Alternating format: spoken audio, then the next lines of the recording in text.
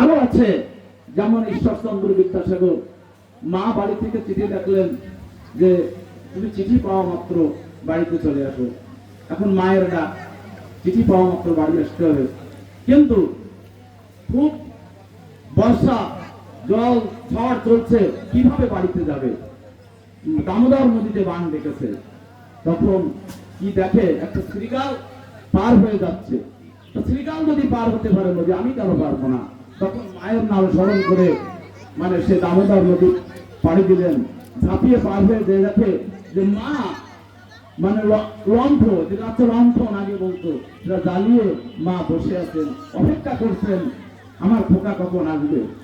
তখন বলছে, মা তুমি এখনো থেকে আছো, আমি তো জল ভরলে দিনে নাও আসতে পারতাম।